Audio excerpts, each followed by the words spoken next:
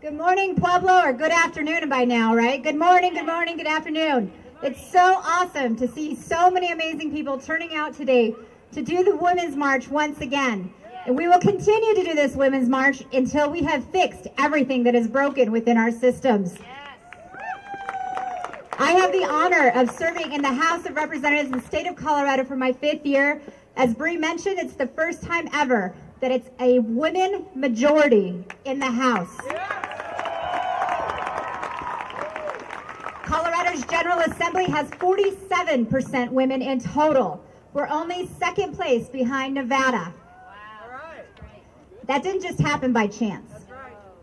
That happened because we all stood up, we all woke up, we all marched, we all said it's time for change. That's what these moments are about. It's about making sure that our government, that's supposed to be for the people, by the people, truly represents the people. The most exciting thing I've realized on day one of this session, I stood back and took a look around at that house. We have more Latinas, more Latinos. We have more people of color. We have more LGBT people. The very first transgender person in Colorado to serve in the State House elected.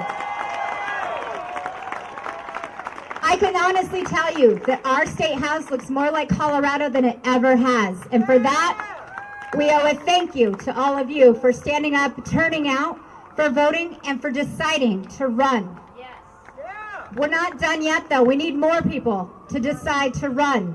We need to make sure we're taking care of our communities. They need to be represented by the people who understand what's really happening in our communities.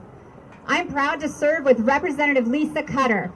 She was one of the women who organized the Women's March in Denver for the very first time after she realized that the world wasn't what she wanted to leave for her daughter.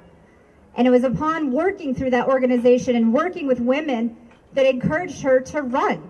She ran, and now she's serving in the State House with us. Yeah. When women come together to listen, unite, and act, that's when change is made. Change comes from the grassroots, not the grass tops. I want to make sure people understand that we can't do anything without your help. Yes. We are there to make sure we fight for the laws and fight for the bills that are going to become laws, but we can't change people's minds without your help. It starts in the community, and don't ever forget that. We have a long way to go. I'm just going to share some stories from people that I work with. On a daily basis, I'm still called kiddo. Have you ever had a newspaper editorial board ask a man, what would your wife think about you running? Guess what happened to a female colleague of mine? The newspaper asked her, what does your husband think of you running for office? We get talked over in meetings. Our ideas get taken. We get patted on the head. I've learned to try to pat him back on the head, but I'm a little short, so I have to jump up a little bit. We still have a long way to go, not just at the state capitol, but we have a long way to go here in our communities. But if we listen, if we unite, and we act, and we lift each other up as we rise, there's nothing that's going to stop us. We need to continue to do echo chambers within meetings, women repeating women, making sure our voices are heard and lifted up.